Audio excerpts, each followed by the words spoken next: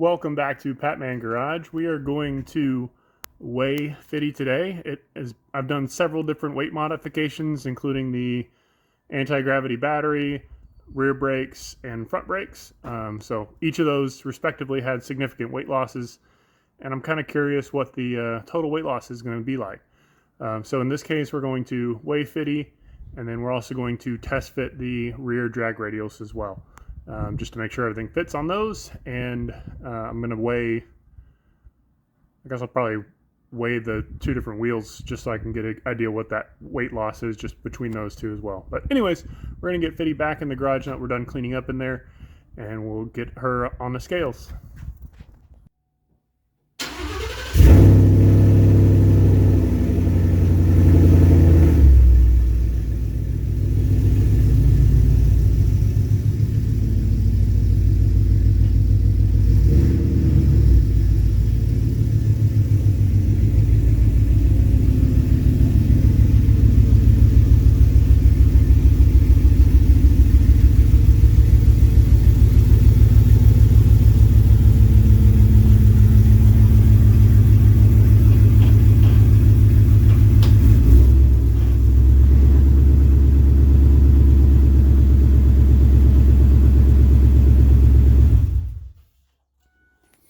Alright, so I got her in the garage. I've got just enough room where we can set the rear tire on the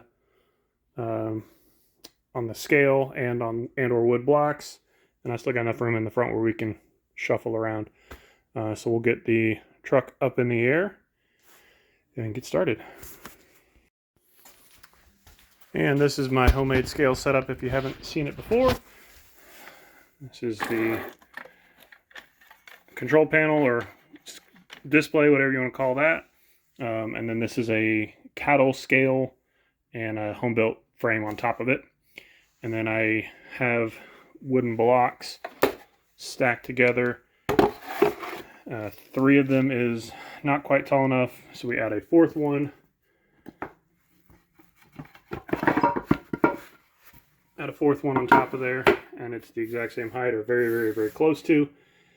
So we'll do 4 high stacks of wood and on 3 corners, and then the scale on the 4th corner, and then we'll move the scale corner to corner and weigh each one. Alright, so I got the rear on 4 layers of 2 by thickness, and I got my front set up on this side, and I got the scale ready to go in on the driver's side.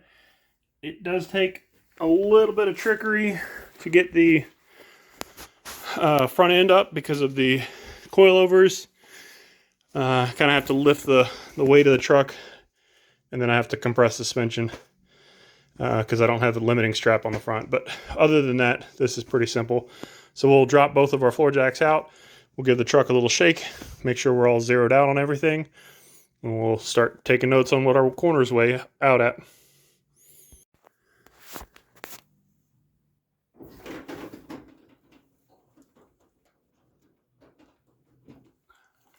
Alright, floor jack is down. We're going to give it a little shake and see where we settle out at.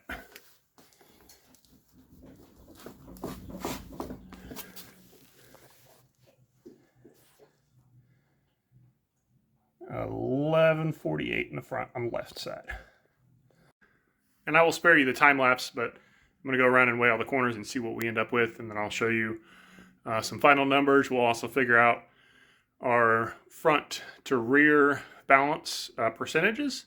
Last time I measured, I think we were like 55-45 if I remember correctly. We'll also take a look at the previous weights on this truck as well, just so we can actually see how much we actually lost. But once we get all the number part of it figured out, all the fun math, then we'll do some test fitting on those rear drags as well.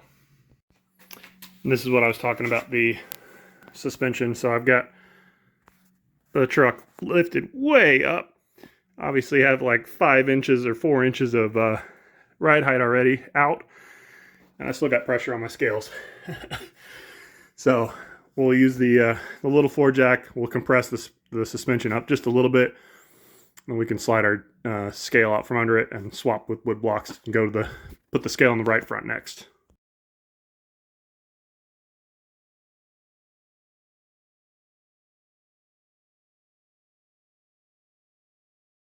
All right, so we're going to start with weight. I don't have a date on when this one was done, but I think this is the first time, probably whenever I built the scale somewhere in 2020. We weighed in at 4,800 or 4,894 with a 53.46 weight balance. And then I have a date on this one here. Beginning of 22, our total weight was 47.33, and we had a weight balance 43.47. So very similar front balance, weight balance. This, I believe, was about the time when we started doing weight savings. So I think the difference between here and here was suspension differences in both front and rear. And then we'll get into 2025 weight next. All right, and here's the 2025 weight. So my initial reading in the left front was 1148, and I felt like that was probably a little bit light, and so I recalibrated my scale. It started giving me error codes after that, but then I read 2049. Now I compared that to my left front last known weight, only a difference of 10 pounds or 11 pounds there, but I also confirmed that I pulled off 24 pounds off the front end. So it's probably realistically somewhere between these two numbers, maybe slightly closer to the heavier side. Again, mathematically, I should have been 1260 minus 24 confirmed weight off the front end. I should have been somewhere in the, what is that going to be, 1230-ish range. 1235, something like that. Anyways, so not 100% confident on the front numbers, but I went ahead and proceeded on with my weight ratings or weights. So my front axle, if I'm on my lighter side, shows as 2237. The heavier side is 2453. Rear, I felt pretty confident with that, was 2178 total.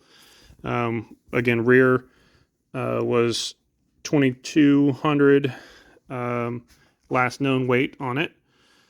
So, and I know in the rear, I put the JFAB brakes, which dropped 32 pounds, and the anti-gravity battery was 40 pounds. So that 40 pounds is, well, located right here into the cab or under the front of the bed. So it's probably kind of that 40 of the battery is distributed pretty evenly. But I'll show you my cross-referencing numbers. So these numbers, again, do I completely 100% believe them? No, but is it close enough? Probably. That gives me a grand total of 4631 today is what we're weighing in at.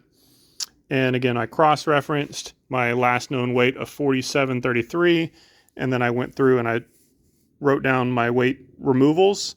So my front brakes, I pulled off 48 pounds total. JFAB rear brakes, I pulled out 32 pounds. Anti-gravity was a net difference of 40 pounds. And then I chopped off the rear leaf spring hangers for 6.2 pounds. Total confirmed weight removed was 127 since this number. So, and again, I reasonably feel accurate about that number. So I did 4733 minus 127 puts us at 4606. Again, mathematically 4606. And confirming against my numbers, I'm 4631. So within the range of, a difference of gas level of 25 pound difference, I'm actually feeling more confident with my numbers now after doing this mathematical exercise, even if I don't completely exactly jive out on my front like I thought I was going to. But yeah, like I said, overall should be about 4,600 pounds with the full street weight of this truck. Now, granted, that is with the fiberglass bed cover. That is with the full steel bumper in the rear. That's with a full-size 20-inch spare under the back. So it's a full street truck. There's nothing removed for weight savings, and she's 4,600 pounds. So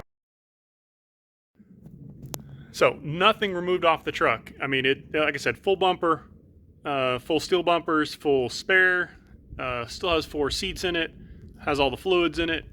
I mean, for a full street truck, still has wiper cowl, wiper motor. I mean, there's a lot of guys that will gut all that stuff or change the carbon fiber or anything like that. But I said full street truck, 4,600 pounds. I'm pretty happy with that. I could easily drop another 150 to 200 pounds by dropping, bed cover,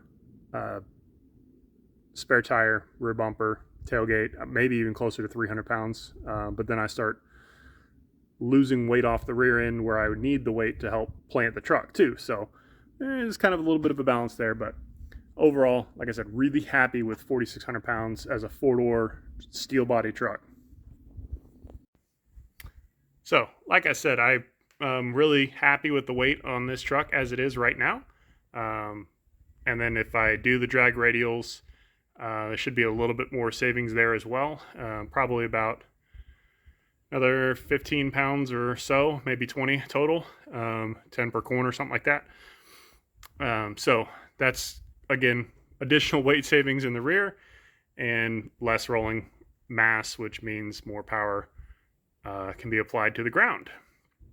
So, like I said, I appreciate y'all checking out a video of mine and watching me weigh this truck. And yeah, thank you.